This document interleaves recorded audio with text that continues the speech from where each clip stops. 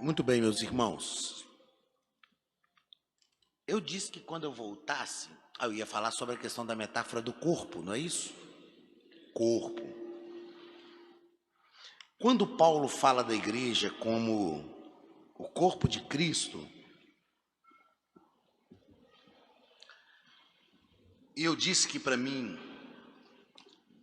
em se tratando da igreja, é uma das metáforas mais magníficas que eu vejo na Bíblia, porque quando nós pensamos no corpo, o corpo precisa, ou todos os membros do corpo precisam estar ativos, cada um na função que lhe foi proposta.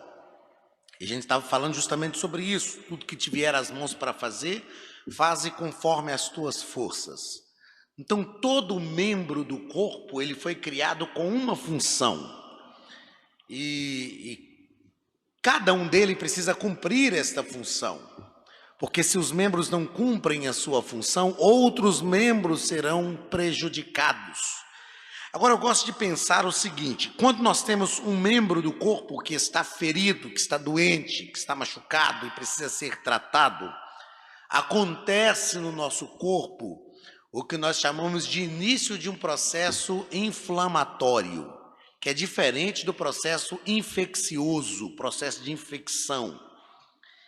E eu me lembro que, quando eu gosto de falar isso, quando eu estudava na 5ª série, eu me lembro da professora que ensinava para a gente sobre o corpo humano. Eu perguntei para ela uma vez o que era essa íngua que dá no corpo da gente, né? Que dói às vezes assim, ó, debaixo do maxilar, ou na axila, ou na virilha. Geralmente são esses lugares, que é claro que hoje a gente sabe cientificamente que está ligado aos linfonodos, que faz o processo linfático do nosso corpo, que estabiliza o processo imunológico. Aí eu perguntei para a professora, então, o que era essa íngua que dava no corpo? E ela, é claro que me ensinou numa linguagem que era a minha linguagem daquele tempo e eu nunca esqueci. Ela me disse assim: eu vou falar com você na linguagem, então, que você vai entender. Ela falou o negócio seguinte: quando qualquer membro do nosso corpo está adoecendo, existem os soldadinhos maus que procuram adoecer aquele membro. E ela disse assim: então o organismo manda para aquele lugar, para aquele órgão que está adoecendo, os soldadinhos bons. Só que esses soldadinhos bons não podem tratar o membro doente nele mesmo.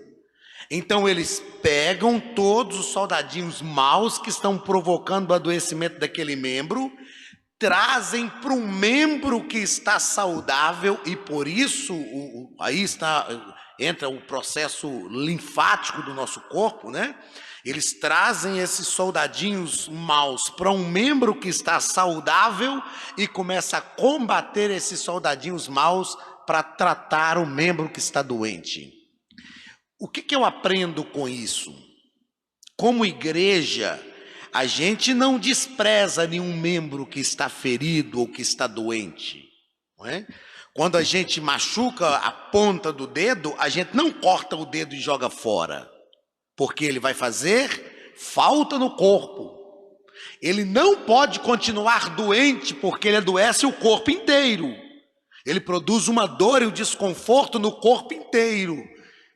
Mas ele está doente e ele não pode se curar sozinho.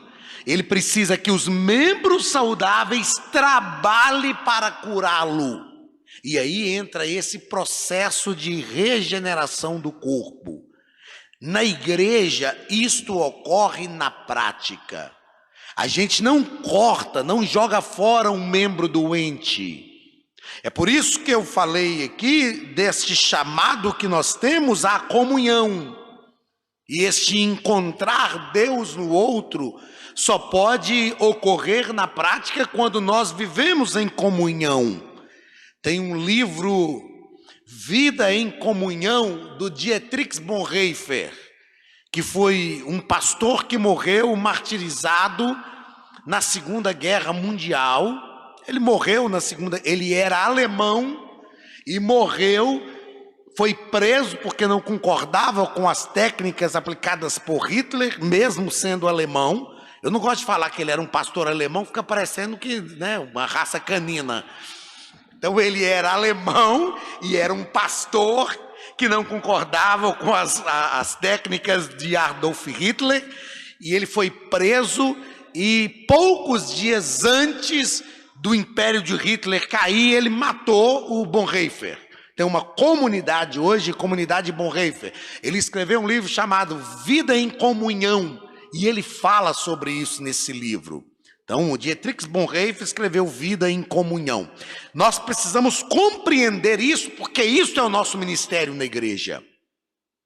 Todo ministério na igreja deve primeiro tratar os membros feridos, os membros doentes.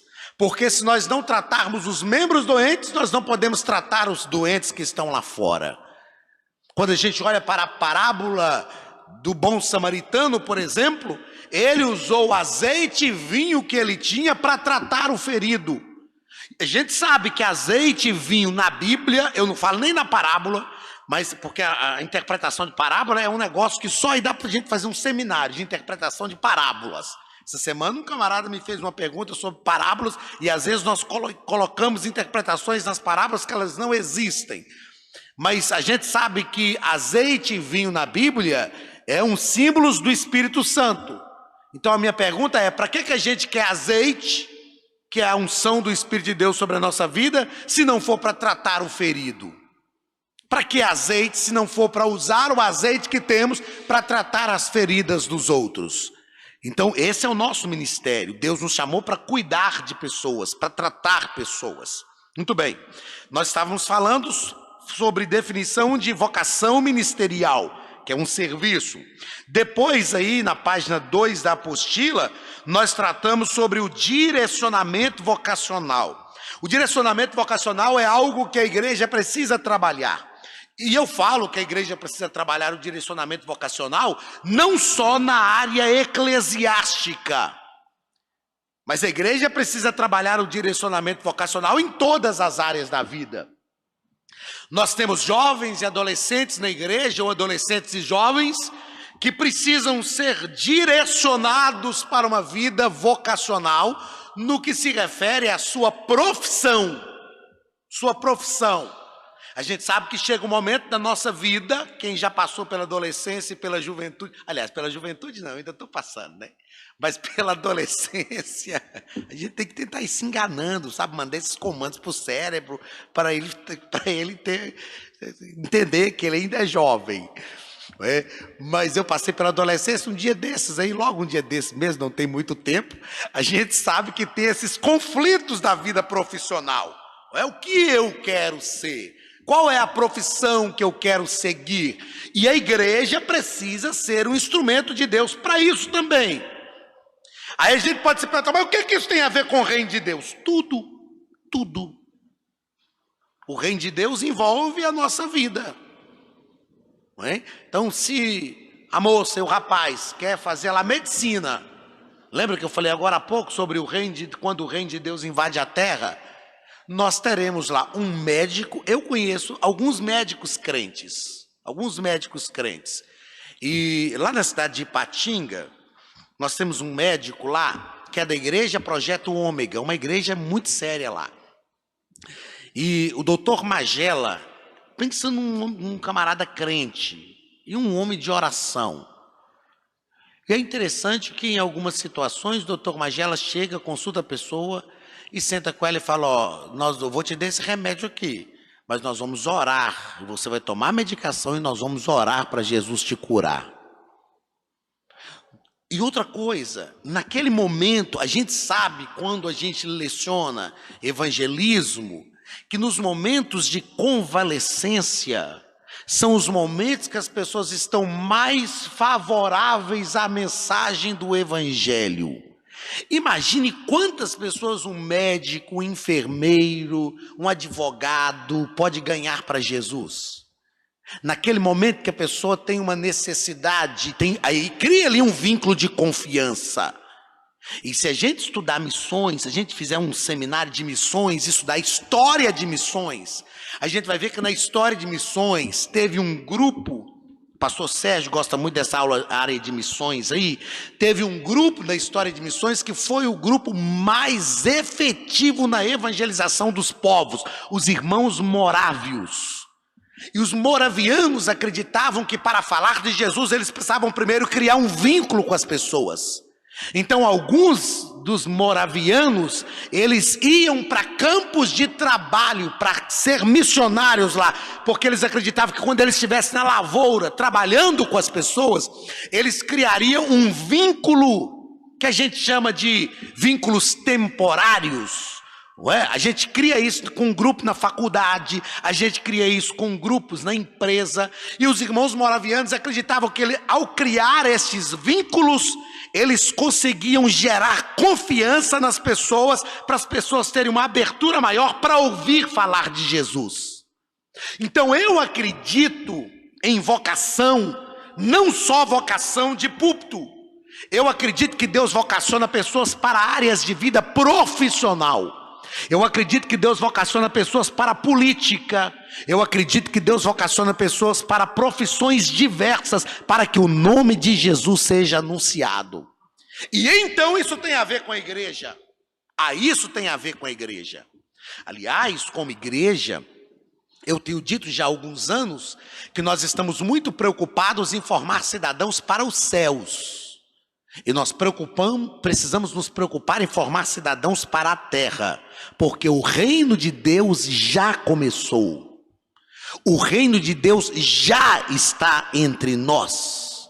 Nós já estamos vivendo o reino de Deus, não na sua forma plena, porque será no reinado de Cristo, no milênio, mas o reino de Deus já está entre nós.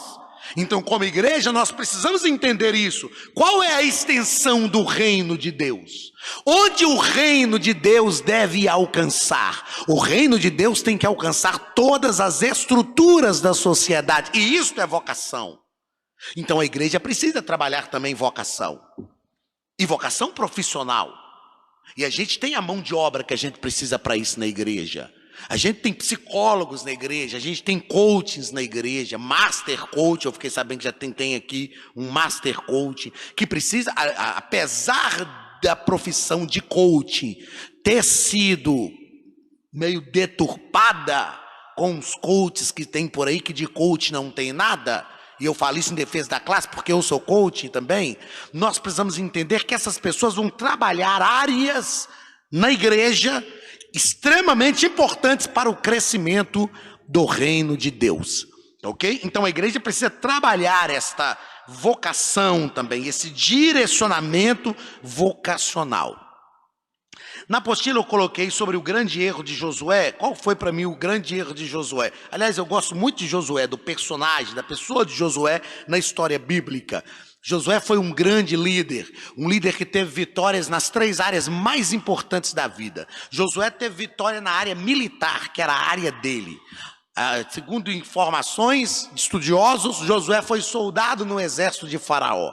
A prova disso é que quando eles foram para a primeira batalha, quando o povo de Israel saiu do Egito caminhando no deserto e foi enfrentar os primeiros inimigos que foram os amalequitas, Moisés chamou Josué para treinar os homens para a batalha. Então, como eu sou militar também, eu falo que Deus usa a polícia tem muito tempo, desde a saída do Egito. Então, eu gosto muito de Josué. Então, Josué, ele teve vitória na área militar. A única batalha que Josué perdeu foi contra Ai, por causa da falha de Acã, mas depois ele foi lá e venceu a cidade de Ai novamente. Então, Josué teve vitória na área militar. Josué teve vitória na vida de liderança. Já pensou o que é uma liderança sem oposições? Sem oposições. Contra Moisés, que foi o grande líder, Datã, Coré e Abirão se levantaram. Os próprios irmãos, Miriam e Arão se levantaram contra Moisés. E quem se levantou contra a liderança de Josué? Ninguém. Porque quando Josué começou a liderar, os anciãos chamaram Josué e disseram: olha, nós vamos te servir em tudo. O homem que se levantar contra ti, nós mataremos. Eles mandaram um aviso para o povo: gente, se alguém se levantar contra Josué, Josué não vai falar nada, nós vamos pegar o camarada e vamos matar. Quem ia se levantar? Ninguém. Josué teve uma liderança sem oposições. Josué teve vitórias também na que é a mais importante, na área familiar. Josué foi quem disse: eu e a minha casa serviremos ao Senhor. Josué não possuiu a terra sozinho, ele possuiu a terra junto com a família dele. Então Josué teve vitória nas 3 áreas mais importantes da vida: na liderança, na área militar, porque isso era a profissão dele, na sua liderança e na vida familiar. Só que Josué cometeu um grande erro que, como líderes, nós não podemos cometer. Josué não preparou o sucessor. Moisés treinou Josué durante 40 anos e Josué assumiu a liderança do povo. Josué morreu, o povo ficou sem liderança. A tribo de Judá começou a liderar, se assentaram na terra e o povo ficou sem liderança. Aí a gente tem o período dos juízes, o período mais terrível da vida do povo de Israel. Todos nós como líderes precisamos, escutem isso, todos nós como líderes precisamos preparar alguém para o nosso lugar. Se você assumiu a liderança no departamento hoje, comece a orar a Deus e comece a preparar alguém para o seu lugar, para te substituir. Um dia um amigo meu, ele mora hoje em Portugal, pastorei uma igreja lá, Joedson, ele era líder dos jovens, líder do Jopem, o grupo de jovens em Governador Valadares. Não tem problema falar isso, né? Mesmo sendo transmitido. O Joedson chegou para mim e falou assim: Anderson, eu estou querendo entregar a liderança dos jovens. E o pastor não quer receber a liderança, eu não quero mais trabalhar com jovens. Se você fosse o meu pastor, você receberia a liderança dos jovens? Eu falei: receberia, mas antes eu te faria uma pergunta. Antes eu te pediria 3 pessoas que você preparou para assumir o seu lugar. Ele falou: uai, eu não preparei ninguém. Eu falei: muito bonito para você. Você não preparou ninguém, quer entregar a liderança para o pastor ficar com a batata quente na mão? Agora, se você chega: pastor, eu quero entregar a liderança, não sinto mais, não sinto em Deus mais que este é o meu trabalho aqui. E eu quero entregar a liderança. E eu tenho 3 irmãos aqui, fiéis a Deus, fiéis à nossa instituição também, porque já que nós estamos aqui, temos que ser fiéis a essa instituição, fiéis a Deus, a sua palavra e a instituição. Esses 3 irmãos eu preparei para assumir o meu lugar e os 3 estão prontos. O senhor pode usar qualquer um deles que o senhor quiser. Ele falou: mas eu não preparei ninguém. Eu falei: então não entregue o seu cargo. Todos nós precisamos discipular pessoas. Aliás, isso é ser líder. Ser líder não é ser chefe. Existe uma liderança, existe uma diferença entre chefia e liderança. Ser líder é preparar pessoas. Ser líder é alocar as pessoas no lugar certo. Ser líder é ter uma visão de Deus para enxergar a vocação nas pessoas. Sempre que eu falo disso, eu me lembro do Weber, que é pastor hoje em Governador Valadares, mas era um cooperador, um professor de escola dominical, que há 29 anos atrás, eu era o aluno mais jovem da classe, e ele chegou para mim e falou: você vai lecionar um ponto da lição domingo que vem. E eu falei com ele: de jeito nenhum, você está louco? Claro que não. O Weber, a gente chama ele carinhosamente de Beguinho. Eu falei: Beguinho, eu sou o aluno mais novo da classe, rapaz, não vou lecionar não. Não tem jeito, não, eu estou aqui, estou bem. Não, você vai lecionar. Domingo que vem você vai lecionar um ponto da lição. Eu falei: não vou. Ele falou: vai, já está definido. Assim, por livre e espontânea pressão. Você vai lecionar. Você vai lá em casa durante a semana, nós vamos estudar junto a lição, e você vai escolher um ponto da lição e vai lecionar domingo que vem. E assim foi. Passaram alguns domingos, ele falou: irmãos, daqui tantos domingos eu não poderei estar aqui, tipo um mês à frente. O Anderson vai lecionar a lição no meu lugar. Eu falei: Beguinho, você está louco? Você não queria lecionar nenhum ponto, agora eu vou lecionar a lição inteira? Não vou lecionar. Ele falou: Anderson, você vai lecionar? Claro que vai. Você vai lá em casa, nós vamos estudar essa lição que você vai lecionar lá na frente, mas você vai lecionar. E eu lecionei, e depois eu substituí o Weber na classe. Ou seja, por que eu glorifico a Deus pela vida do Weber? Ele viu em mim um potencial que eu não sabia que tinha. Eu não sabia que tinha. Eu nem sabia qual era a minha vocação. Eu nem sabia, eu tinha começado a pregar, tinha pouco tempo. Para mim pregar 15 minutos era falar uma eternidade. Mas ele viu isto. Foi ele que Deus usou para ver essa vocação em mim. O líder vê no liderado a vocação, muitas vezes, antes que o próprio liderado saiba que ele tem. E ele direciona. Ele é usado por Deus para isso. E ele nos faz descobrir o nosso direcionamento vocacional. Qual foi o grande erro de Josué? Não preparar um sucessor. E aí quando a gente estuda, eu leciono história de Israel, quando a gente estuda história de Israel, a gente vai ver as consequências disso. Principalmente, livro de Juízes, período do Juízes, o mais terrível período da história de Israel. O povo se desviava porque estava sem liderança. Então nós não podemos cometer este erro. Descobrindo a nossa vocação. Como descobrir a nossa vocação? E aqui nós temos alguns indicativos para nós descobrirmos a nossa vocação, que são os dons naturais. O que são os dons naturais? São os dons que Deus nos faz nascer com eles. Dons que Deus nos dá na nossa concepção. E esses dons podem ser usados tanto para o reino de Deus quanto para o reino das trevas. Os dons naturais podem ser usados tanto para o reino de Deus quanto para o reino das trevas. Lá em Minas a gente tem uma cantora que não é crente, mas a mulher canta demais da conta. Eu falo, gente, essa mulher é crente, ela só não descobriu que ela é crente ainda, porque não é possível uma voz dessa, isso é dom natural. Isso é um dom natural. A música é um dom natural. Já foi provado cientificamente que quem é músico tem uma área do cérebro que é direcionada só para a música. Dons naturais. Mas tem também os dons sobrenaturais. O que são os dons sobrenaturais? São dons que nos são concedidos pela ação do Espírito Santo na nossa vida. Os dons naturais nos dão um indicativo, nos facilitam as coisas para desenvolvermos a nossa vocação, mas eles não são suficientes para o reino de Deus. Para o reino de Deus nós precisamos de uma capacitação sobrenatural, que é uma ação direta do Espírito Santo sobre a nossa vida, para nos levar a desenvolver com êxito o trabalho que Ele nos chamou para fazer. Os dons naturais são importantes, mas os dons sobrenaturais são fundamentais. Como saber que eu estou me direcionando na vocação certa? A primeira coisa que a gente vai falar dos sinais são os sinais duvidosos. Mas deixa eu dar uma indicação, daqui a pouco a gente fala dos sinais autênticos da vocação. Mas vamos pensar o seguinte: nada do que eu faço na obra de Deus eu posso fazer com descontentamento. Tudo que eu faço tem que me causar prazer, satisfação. Cansaço, ok. A gente cansa, desgasta. Eu me lembro que quando eu tinha 9 anos de idade, eu fiz um trabalho na escola.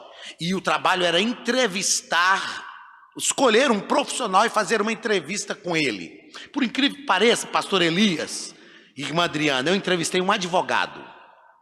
A gente tinha lá na nossa igreja o irmão Alfredo, que já descansa no Senhor. E ele me conhecia os meus pais antes que eles casassem. O irmão Alfredo tinha um carinho muito grande comigo. E eu nunca esqueci daquela entrevista, que eu fiz uma entrevista e fiz várias perguntas para ele. E no final eu fiz uma pergunta para ele que eu nunca esqueci a fala dele exata. No final de tudo eu perguntei para ele o seguinte: o senhor gosta de tudo que faz? E a resposta dele foi abre aspas e fecha aspas. Foi exatamente assim. Eu perguntei: o senhor gosta de tudo que faz? Ele me respondeu: sim. Porque só faço aquilo que gosto. Daí a razão de gostar de tudo aquilo que faço. Eu nunca esqueci essa frase do irmão Alfredo.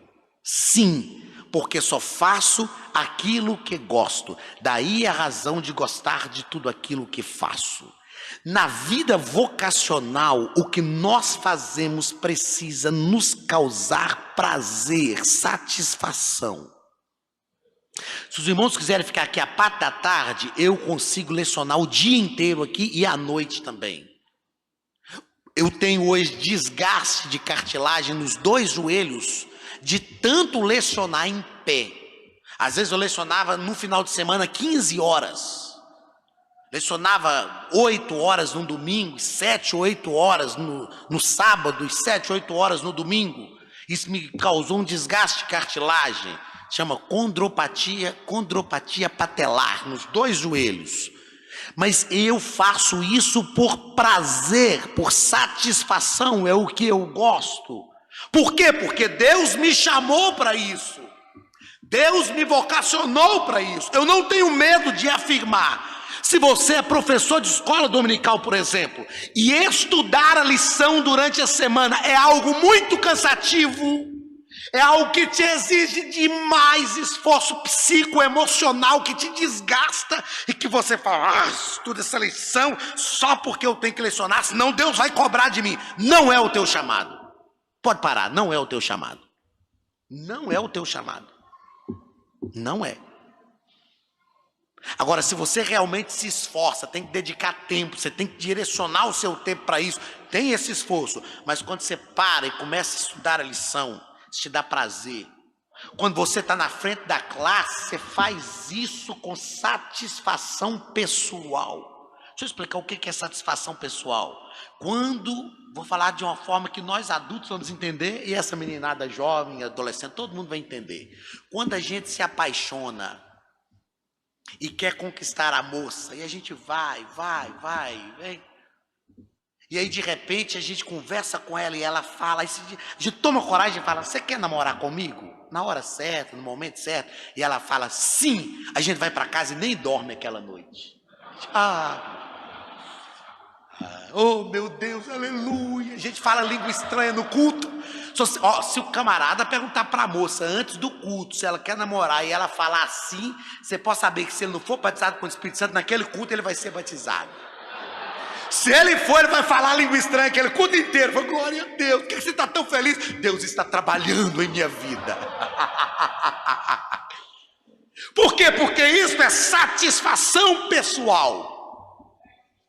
Quando a moça, o rapaz presta o vestibular, tentando uma bolsa integral para qualquer uma universidade, passa, foi aprovado, pegou o nome, está lá, ele, não, eu consegui. Isso é satisfação pessoal, a gente nem dorme. Não, ser crente tem que gerar isso em nós. Ser crente é ter satisfação pessoal para viver. E o trabalho que nós prestamos à comunidade de fé tem que gerar satisfação pessoal. Eu vou repetir, se o que você faz na obra de Deus te causa um desgaste psicoemocional, se é um peso, ai meu Deus, irmão, quanta gente que a gente tem no nosso meio, na igreja, sofrendo depressão, angústia, ansiedade, porque está fazendo um trabalho para Deus, e esse trabalho está sendo pesado demais. Eu trago uma palavra de Deus para te libertar disso hoje. Não é esse o seu trabalho. Não é. Deus tem um outro trabalho para você. É porque você não entendeu a sua vocação. É porque você não entendeu para que Deus te chamou. Não é isso que Deus te chamou para fazer. Deus tem alguém para fazer esse trabalho que você está fazendo. A gente tem que entender visão e propósito. A visão de Deus para a igreja é uma só. Deus não tem duas visões para a igreja, porque senão seria divisão. A visão é uma só, mas o propósito é individual. Quando Deus chama Moisés, por exemplo, a gente está lá em hesitação e renitência da vocação. Deus chama Moisés, Moisés fala, eu não sei falar. Manda outro em meu lugar. Aí Deus fala com Moisés, Moisés, quem fez a boca daquele que fala? Quem fez o que ouve e o que não ouve? Irmão, Deus é um Lorde. Deus não perde a classe com ninguém. Jesus era assim. Sabe quando chega um doutor da lei querendo tentar Jesus? E aí ele chega para Jesus e fala assim, o que eu faço para herdar a vida eterna? Aí Jesus fala com ele, o que diz a lei? Aí ele, tem que amar a Deus sobre todas as coisas e o próximo como a si mesmo. Jesus responde para ele, faz isto e viverás. Aí ele querendo tentar Jesus, ele fala assim, quem é o meu próximo? Olha a classe de Jesus, gente. Olha a classe, a gente tem que aprender com Jesus. Olha a classe de Jesus. Como sendo tu mestre em Israel não sabes isto? Sabe o que Jesus está falando com ele? Como que você é grande desse tanto, e o grande desse jeito e bobo desse tanto? É isso que Jesus está falando. É isso. Jesus está falando, rapaz, você está querendo me enganar? Você acha que eu não sei a intenção do seu coração? Você é mestre em Israel e não sabe quem é seu próximo? Ah, tá bom. Deixa esse lero-lero, rapaz. Olha a classe de Jesus. Como sendo tu mestres em Israel, não sabes isso? Aí Jesus conta uma história para ele. Que Jesus no final vai detonar ele com a resposta dele mesmo. Olha quando Jesus estava na casa de Simão. Que a mulher chegou, quebrou o vaso, ungiu Jesus. Aí Simão pensou no seu coração: se ele fosse profeta de verdade, ele não deixaria essa mulher fazer isso, porque ele saberia quem ela é. Olha a classe de Jesus. Simão, um servo devia 100 reais para o patrão e o outro devia 1000. Ele perdoou ambos. Olha a classe de Jesus. Quem que você acha? Aliás, afinal de contas, Jesus está na casa do cara, comendo a comida do cara também. Jesus vai detonar o camarada assim, de qualquer jeito? Não, Jesus detona, mas com um jeitinho tão suave.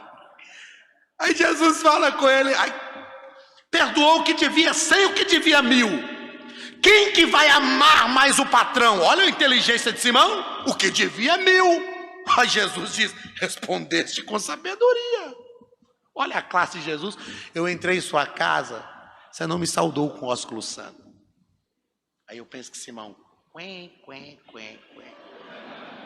eu entrei em sua casa, você não lavou os meus pés. Eu entrei em sua casa, você não me ungiu com um perfume. Mas essa mulher, Simão. Aí Simão pensou, nossa, que oportunidade que eu perdi de ficar calado. Ela fez tudo isso. A quem pouco se perdoa, Simão, pouco se ama. Mas a quem muito se perdoa, muito se ama. Jesus tinha classe. Então, meus irmãos, o que nós fazemos para o reino de Deus tem que nos causar satisfação, prazer, alegria. A gente cansa. Às vezes no final do dia o corpo está cansado, mas aquilo te dá uma satisfação pessoal. Ser crente tem que gerar em nós satisfação pessoal. Rábia disse assim. E eu custei aprender isso, eu demorei a aprender isso, porque eu sou filho de crente. E geralmente filho de crente demora mais a aprender isso. Eu, como filho de crente, na minha adolescência, vi os irmãos que tinham se convertido, depois de passar um tempo lá no mundo. Eles chegavam e falavam, irmão, Jesus me libertou, eu tenho prazer de ser crente, que não sei o quê. E eu não entendia o que era aquilo. Porque eu era filho de crente. Aí eu teve um momento da minha vida que eu comecei, lá pelos 15 anos de idade, eu comecei a pensar, por que eu sou crente? Por que eu sou crente? Será que eu sou crente porque eu me acostumei a ir à igreja? Será que ir à igreja virou mais um programa social do que a celebração da fé cristã em comunhão com a comunidade de fé? Por que eu sou crente? É porque eu não aprendi a beber, eu não aprendi em discoteca, no nosso tempo não era boate, era discoteca. Será que é por isso? Aí eu comecei a orar, a falar, Deus, eu quero ter prazer de ser crente. Eu quero ter alegria em ser crente. Eu quero dizer que eu sou crente porque eu gosto. Irmãos, o que tem de gente... vamos fazer uma estatística assim bem otimista. 40% das pessoas que estão entre nós são crentes por medo de ir para o inferno. Irmão, Deus me livre para o inferno. E é só Deus mesmo que pode livrar. Não, que é isso? Outros 40% são crentes só por uma barganha com o paraíso, uma troca com o paraíso. Irmão, lá do céu. Ai, nem trabalhar a gente vai. Preguiçoso, nem entra. Né? No céu vai ter atividade, viu, gente? Já pensou? Tem gente que acha que nós vamos ficar a eternidade ao lado de Deus ocioso. Deus não nos criou para ociosidade. Antes do pecado, As dores do trabalho é depois do pecado. Mas antes do pecado, Deus colocou Adão no jardim e falou: cuida do jardim. E pensa que trabalho que ia dar para cuidar daquele jardim. Então tem gente que é crente por medo do inferno, ou por uma barganha com o paraíso. Aí Rábia, olha a frase de Rábia: Deus, se eu te adorar por medo do inferno, queima-me no inferno. Se eu te adorar por causa do paraíso, exclua-me do paraíso. Mas se eu te adorar pelo que tu és, não escondas de mim a tua face. Eu aprendi, eu não sou crente, eu não tenho medo do inferno, gente. Um dia eu falei isso na sala, os alunos quase caíram da cadeira. Eu falei: eu não tenho medo nenhum do inferno. Tem uma coisa que me causa pavor no inferno: a manifestação da presença de Deus não estará lá. Viver no lugar, e assim, onde a presença de Deus se manifesta, a graça de Deus está. Agora imagine viver num lugar onde a graça de Deus não está. Eu só não vou para o inferno porque a graça de Deus não está lá. E não estará. Agora, eu não tenho medo do inferno, porque Jesus já venceu o inferno por mim. Jesus já venceu o inferno por nós. Outra coisa, eu não quero ir para o céu só para estar num lugar de delícias. Eu não quero ir para o céu só para sair aqui da terra. Eu quero ir para o céu para estar mais perto do Senhor. Porque se viver com Jesus nesse mundo nosso, que é todo cheio de complicação, se viver com Jesus estando aqui cheio de falhas, é tão maravilhoso. Aquele culto de ontem, gente, que culto! Esses meninos estavam cantando agora aqui na hora do intervalo. Meu Deus do céu, se isso já é bom, estando aqui cheio de pecados como nós somos, num mundo tão conturbado, imagine, o que Jesus fez pra gente foi isso. Jesus veio no nosso mundo viver com a gente e dar pra gente essa alegria. Aí Jesus está falando assim: se está tão bom nesse mundo de vocês, cheio de complicação, imagine quando eu tirar vocês daí e trazer para o meu mundo. Sabe por que eu quero ir para o céu? Para estar mais perto do Senhor, para contemplar a face de Deus, para receber a plenitude da revelação de Deus para a nossa vida, para estar pertinho dele. Porque vamos falar sério, a vida melhorou muito, gente. Eu nasci numa família pobre de maré desci. Pensa, a nossa vida melhorou muito. Eu tenho certeza que todo mundo aqui sabe que a vida melhorou. O problema é que a vida melhorou tanto para uns que tem uns crentes que acham que Jesus nem precisa voltar mais. Ah, não, tá bom demais aqui. A gente precisa ir num shopping, a gente vai. Tá bom. E eu digo que nós podemos desejar muitas coisas. Eu sempre digo isso. Deseje muitas coisas, mas deseje primeiro o céu. Nada do que melhorou na minha vida sobrepuja estar com o Senhor na eternidade.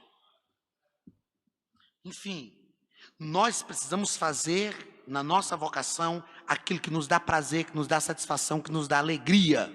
Aquilo que nos envolve, aquilo que nos prende, aquilo que nos realiza. E aí Deus chama cada um para fazer alguma coisa. Mas vamos na página 3 da apostila, nos sinais duvidosos da vocação. O que é um sinal que talvez indique a nossa vocação, mas é duvidoso? Primeiro sinal duvidoso: a tradição familiar e a influência de terceiros. Meu avô era pastor, meu pai era pastor, eu também vou ser pastor, meu filho vai ser pastor. Não. Pode ser que sim, pode. Lá no Antigo Testamento, para ser profeta, tinha 3 critérios: ser filho de profeta, passar pela escola de profeta e ser chamado por Deus. Por que ser filho de profeta era um critério? Porque eles acreditavam o seguinte: o menino nasceu nesse ambiente profético. Ele foi treinado, viveu nesse ambiente profético. Quem melhor do que ele para ser profeta? Mas não podia ser filho de profeta e não ser chamado por Deus. O segundo critério: passar pela escola de profeta. Depois que Samuel criou as escolas de profetas, e líderes da escola de profeta, foram Elias e Eliseu também, foram líderes da escola de profeta, acreditava-se o seguinte, que quando o rapaz ia para a escola de profeta, ninguém ia para a escola de profeta sem receber um chamado, sem sentir um chamado profético. Eles iam para a escola de profeta para aprender a trabalhar, mas também para aprender a comunhão com Deus. Pensava-se o seguinte: quem mais iria para uma escola de profeta se não tivesse um chamado profético? Então passar pela escola de profeta. Mas não podia passar pela escola de profeta e não ser profeta. O profeta Amós, que era um caipira, o profeta Amós era tipo um mineiro. O mineiro, a nossa origem de Minas Gerais é o povo caipira, trabalhadores que foram trabalhar nas minas. Por que Minas Gerais? Porque eram as minas de ouro, de diamante, as Minas Gerais, porque o nosso território de Minas Gerais tem muita exploração, ainda tem até hoje muito ouro, muito diamante. Então esses pobres que iam para lá trabalhar é que deu a origem a nós, os mineiros. O mineiro é sim, e eu não falo isso, eu sou mineiro, nascido e criado em Minas Gerais, e não falo isso de forma depreciativa, a gente é matuto. O mineiro é de origem simples. O mineiro é o cara que você chega, pede uma informação, ele te chama para dentro para tomar um cafezinho, comer um pão de queijo. O mineiro é esse. O mineiro, ele custa desconfiar de alguém, mas quando ele desconfia também. Então essa é a nossa origem. Então nós precisamos entender que Amós, aliás, eu estava dizendo, era como esse matuto, era da roça. Ia em Belém vender os seus frutos. Aí ele fala assim: eu não era profeta, nem filho de profeta, mas Deus me chamou para profetizar. Pronto, ele é profeta. Então a tradição familiar pode indicar um direcionamento ministerial, mas nem sempre. Nem sempre. Por isso é um sinal duvidoso. Segundo sinal duvidoso, a relativa facilidade de aprovação em vestibular teológico. O camarada tentou medicina, não conseguiu. Aí ele tentou enfermagem, não conseguiu. Aí ele tentou, não, vou sair da humanas, vou para as áreas mais lógicas. Eu vou para o direito, não conseguiu. Ah, não, vou para a matemática, não conseguiu. Ele tentou um monte de vestibular, não conseguiu. Ah, Deus me chamou, foi para ser obreiro. Porque eu tentei teologia e já passei. Não, talvez você só precisava se dedicar mais. Talvez você só precisava estudar um pouco mais. Talvez você precisava buscar uma formação nessa área. Ah, mas se eu fosse ser advogado, eu não seria pastor. Quem disse que não? Vocês têm um exemplo aqui na prática. Não é? Então, essa relativa facilidade em aprovação em vestibular teológico não quer dizer que é. Aliás, eu defendo a bandeira de que todo obreiro precisa ter uma vida profissional. Todo obreiro precisa desenvolver uma vida profissional. Porque pastor não é profissão, é chamado. Pastor é vocação. Qual que é a sua profissão? A gente tem que ter uma profissão. Ah, eu sou um profissional liberal, trabalho em tal área. Ah, eu hoje posso dizer, eu sou aposentado. Sou aposentado. Fazer o quê? Eu sou militar aposentado. Nós precisamos desenvolver essa profissão. Então, terceiro sinal duvidoso, a frustração e insucesso profissional. O camarada tentou em diversas áreas, mas talvez faltou um direcionamento vocacional. Talvez faltou uma orientação daquilo que ele gostava de fazer. Talvez faltou um suporte. Talvez faltou alguém para direcioná-lo. Um esforço maior da pessoa.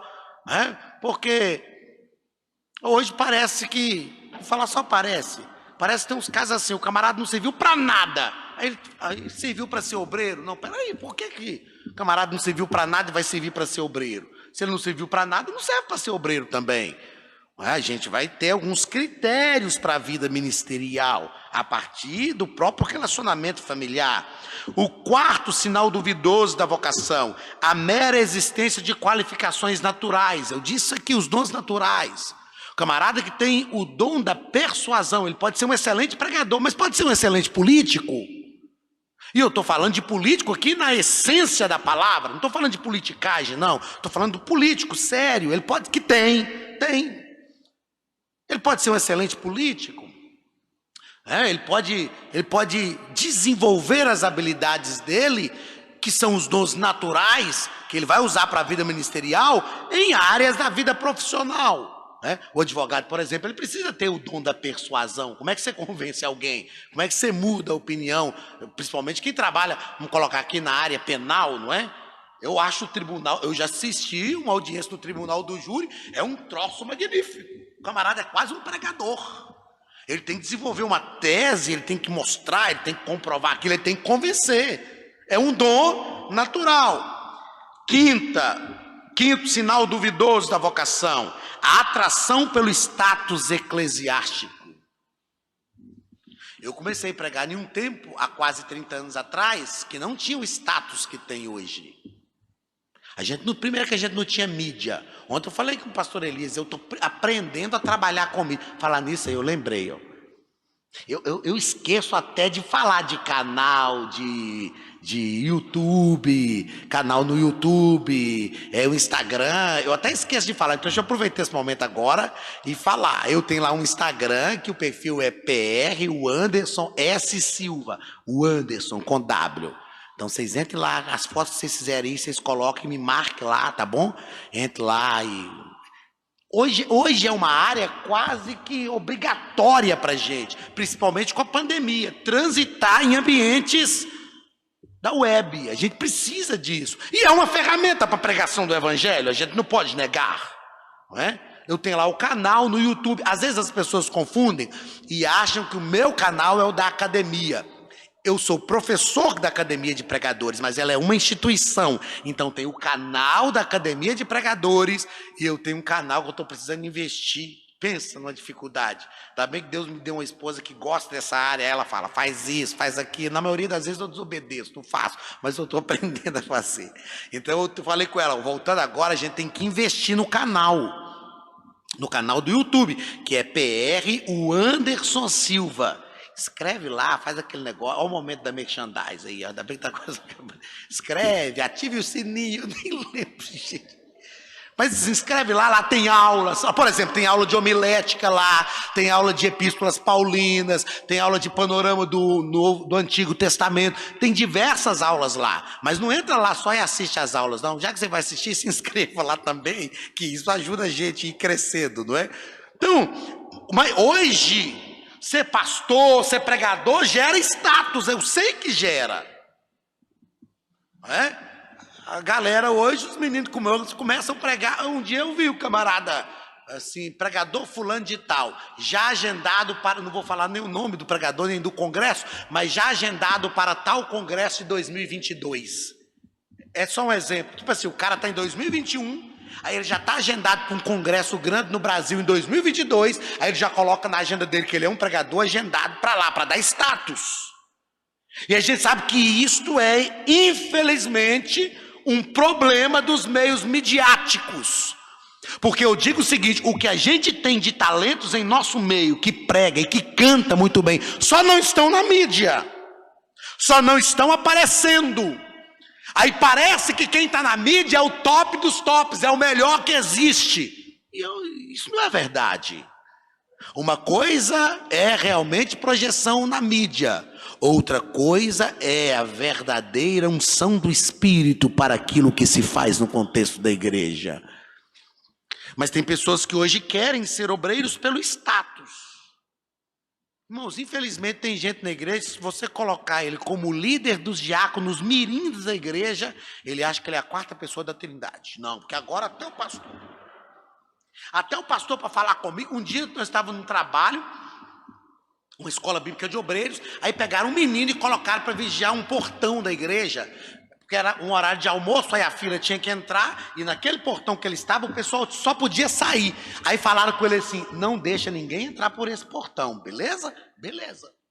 Aí eu acabei de almoçar, saí com os irmãos, estou lá conversando no portão, saí e estou lá conversando com os irmãos no portão. Aí daí a pouco veio o pastor vice-presidente da igreja, aí ele veio entrar no portão, deixa eu entrar aqui. Ele falou, não, o senhor não pode entrar. Aí no que falou, eu assustei, eu olhei, peleci. Aí o pastor, não, meu filho, é porque eu estou resolvendo esse negócio e por aqui eu vou passar mais rápido. Pastor, me colocaram aqui e falaram para eu não deixar ninguém entrar. Então o senhor não pode entrar. Aí eu cheguei, falei, meu filho, você sabe quem é esse homem que está falando com você? Ele é o vice-presidente da igreja, ele não almoçou e nem vai almoçar agora. Ele não está querendo entrar aqui para almoçar não, porque foi esse o propósito pelo qual de colocá-lo aqui. Ele quer entrar aqui porque ele tem que resolver um problema, mas falaram que ninguém vai entrar e ninguém vai entrar. Aí o pastor falou comigo, não, deixa, eu vou dar a volta por lá. Eu falei, não acredito. O camarada barrou o pastor vice-presidente da igreja. Ah, mas é porque ele é o vice-presidente. Não, irmãos. tudo que é rígido demais, engessado demais, quebra. Até uma ponte, ela tem que ter flexibilidade, porque senão ela vai quebrar. Toda liderança não pode ser enrijecida. Então, mas tem gente na igreja, você coloca ele na portaria, e chega o pastor, vice-presidente, fala, eu quero entrar. Eu falei com ele, meu filho, quem deu a ordem para você não deixar ninguém entrar foi ele. Pois é, então a ordem dele, ele tem que ser o primeiro a obedecer. Eu falei, deixa pra lá. Falei com ele, não, tá bom. Falei assim, vamos sair daqui de perto, que daqui a pouco eu desvio, que eu sou colérico, eu tô ficando irritado com esse camarada aqui. Vamos sair daqui. Aí eu falei, só não pode colocar ele amanhã substitui ele, deixa ele quietinho lá. Ele não entendeu. Mas tem gente que é assim na igreja. A gente fala aqui em Minas que tem gente que não pode subir numa gilete, sabe aquela lâmina de babear, que quer fazer discurso. Ele acha que, não, porque agora Deus me honrou, que eu não sei o quê, eu já sou cooperador da igreja, agora tem que me respeitar, cuidado para falar comigo. Ô, irmão, nós estamos aqui para servir o povo. Nós estamos aqui para fazer pelo povo. Esse status que tem lá fora não pode existir aqui. Aqui só tem servo de Deus e pronto. E hoje o camarada vai começar a pregar daqui 3 meses ainda. Ele já está com a página dele toda pronta. Aí é página, o camarada postou lá. E aí coloca, preguei e tantas pessoas foram salvas. Nem parece que foi Jesus que salvou.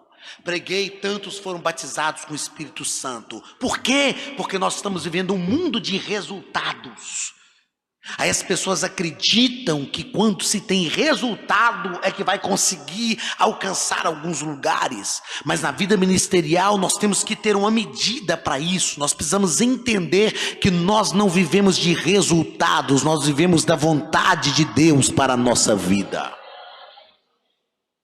Eu ouvi um dia desses um irmão, um colega de ministério falando, e é verdade.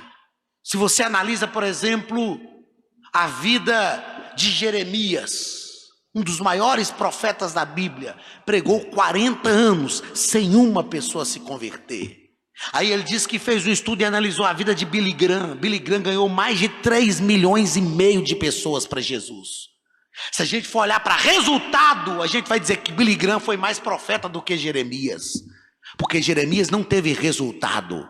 O ministério não está alicerçado em resultados. O ministério está alicerçado em estar no centro da vontade de Deus. Quando chegaram para o apóstolo Paulo e falaram de resultado, ele falou assim, eu plantei, Apolo regou, mas Deus deu o crescimento. Quando falava de resultado para a igreja primitiva, Atos capítulo 2, a partir do versículo 43, está escrito assim, que eles perseveravam na doutrina dos apóstolos, na comunhão, no partir do pão e nas orações. Eles caíam na graça do povo e todos os dias acrescentava o Senhor à igreja aqueles que iam sendo salvos. Nós não produzimos resultado, nós cumprimos o ministério. No centro da vontade de Deus, o resultado é do Senhor. O resultado vem de Deus para a nossa vida. O último sinal duvidoso, e nós paramos aqui, à noite partimos dos sinais autênticos. Eu disse que a gente tem que concluir na página 6, então nós avançamos bem. O último sinal duvidoso, a sedução por alguma vantagem material. Há 29, quase 30 anos atrás, quando eu comecei a pregar, a gente pregava e nem oferta da igreja a gente recebia. A gente pregava porque queria pregar. Hoje a gente sabe que a gente vai pregar, na maioria dos lugares, as pessoas nos dão oferta, nos trata bem, nos abençoa, meu Deus do céu, faz por nós coisa que a gente não merece. As pessoas fazem.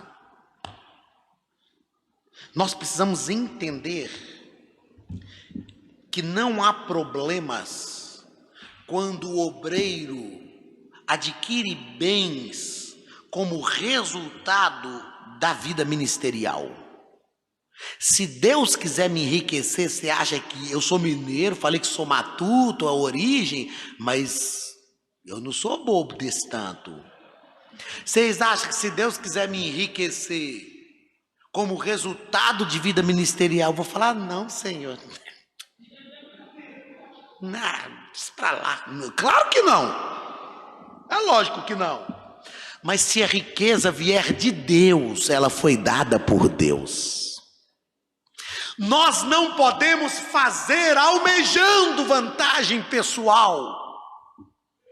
Deus não me chamou para ser obreiro visando vantagens pessoais. Deus nos chamou para trabalhar visando o reino. É o reino que tem que crescer. E infelizmente, nós temos hoje, eu não vou falar que parece, não, tem muita gente auferindo vantagens pessoais da vida ministerial. Se Deus fosse mover ação por direitos autorais, teria muita gente enrolada em tribunais, porque tem muita gente que está levando o nome, falando que é ele que faz e não é. Ontem eu disse aqui que Deus é tão magnífico que Deus nos usa. E Ele não se importa que nós recebamos os elogios por aquilo que Ele está fazendo através da nossa vida. Deus é o instrumentista que não se importa que o instrumento seja elogiado pelo som que Ele está executando. O problema não está em quem elogia, em quem reconhece o seu trabalho. O problema está em quem recebe esse elogio, em quem executa o trabalho. Eu aprendi uma coisa na minha vida: a glória nós não podemos dar a outro a não ser o Rei dos Reis e Senhor dos Senhores. Eu aprendi que a alegria é nossa, mas a honra e a glória sempre tem que ser do Senhor Jesus.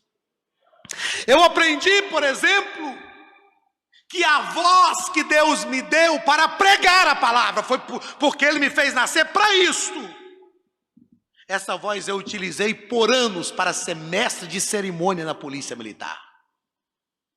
Eu aprendi que o dom e os talentos que Deus me deu para me postar ao microfone, eu usei na minha vida profissional. E eu recebi homenagens por isso. Por um dom que Deus me deu para pregar o Evangelho. Quantas vezes numa solenidade nossa lá, a moça responsável pelo cerimonial chegava e falava, Souza Silva, meu nome lá, né? O Souza, nosso Deus, deu um trem tudo errado aqui, o que a gente vai fazer? Eu falava, fica tranquila, esquenta não. E ela falava, eu gosto quando você está na solenidade, porque você deixa a gente segura. Eu lembro de um dia que tinha um negócio na pauta, e na unidade militar, você tem que seguir pauta, você não pode fugir da pauta. Aí tinha um negócio na pauta que deu um desacerto lá, e os músicos chegaram e começaram. Aí eu comecei a falar um negócio, assim, a gente usa um termo assim de encher linguiça, sabe? Mas eu comecei a falar um negócio dentro daquele contexto e falei uns 15 minutos. E aí todo mundo pensou que aquilo era algo que estava na pauta.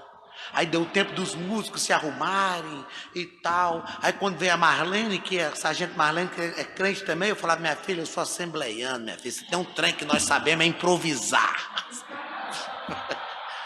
Nós sabemos fazer ao vivo, a gente improvisa, a gente não tem tempo ruim não. Ela falava, nossa, é tão bom, ainda bem que você é pastor e tá...